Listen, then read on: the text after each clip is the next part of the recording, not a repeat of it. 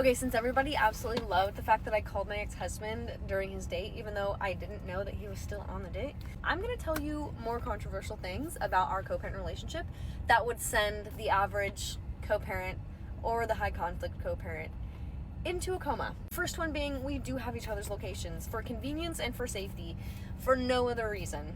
I don't check his location unless he is on his way to pick up or drop off our daughter, or if he's traveling out of state with our daughter.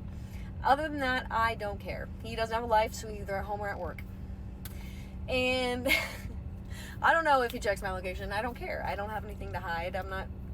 It doesn't matter to me.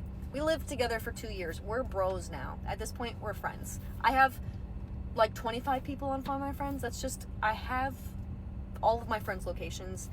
To us, it's normal. I travel a lot with our daughter. He wants to know where our daughter is. He wants to make sure that we're safe.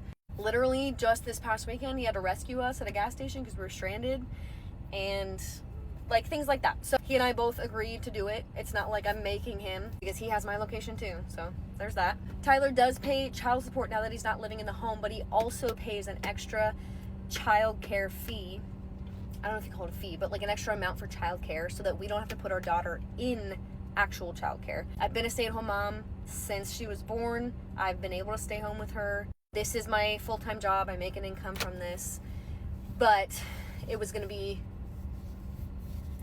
tight after all the bills were paid and everything like that to cover extra expenses and stuff for our daughter. So we both agreed that it would be best that he just add a little bit more to child support so that I wouldn't have to get a part-time job and then we would have to put her in childcare. Even if it was part-time, the amount that he's sending extra a month is not even close to what we would be spending even on part-time childcare. It is ridiculous nowadays. And we didn't want her in childcare.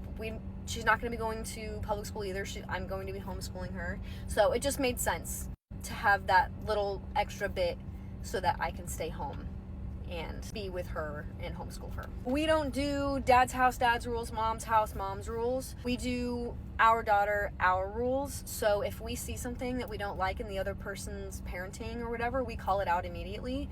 And we are constantly keeping each other in check when it comes to parenting our daughter, because we're still a team and we still choose to parent her the same way that we decided from the very beginning. And so we don't do none of that like, well, that's a rule at your dad's house, it's not a rule here, XYZ. We've agreed from day one on how we're going to be parenting our daughter, and we hold each other accountable to that, and we call each other out when need be. Another one is that we don't really have a custody schedule or a parenting plan or really anything like that. Everything's just kind of agreed up between the two of us, and we pretty much stay loyal to that. And we stay true to our word. Whatever we say goes.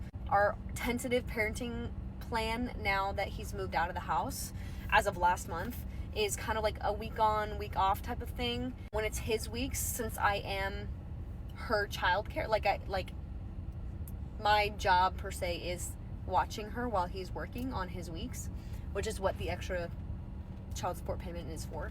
On his weeks, he will drop her off in the morning, go to work, and then pick her up after work, and she'll stay the night with him, rinse and repeat. And so we tentatively have week on, week off schedules that are constantly getting interrupted.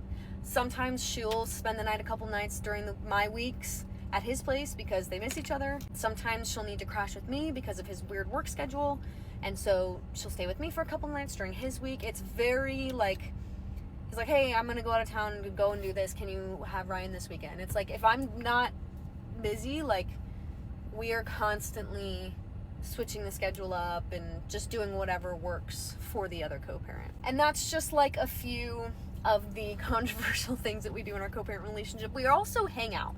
Like, he will come and drop my daughter off and be here for like 2 hours hanging out, eating my food, washing my dishes because he has OCD. And yeah, we're just like bros. We're not exes anymore. Like, that's not my ex-husband, that's my daughter's dad and my cousin, apparently. The verdict is still out on that, actually. We need to do the DNA test. But anyways, anyways, yeah, we're just bros, and whoever comes into our lives in the future better be okay with it, because that's just how we've always co-parented. And, you know, he's had partners before that have been perfectly fine with it, and I've befriended them, and it's been great and fantastic and beautiful, and I'm sure I will find the same. So that is our controversial co-parent relationship.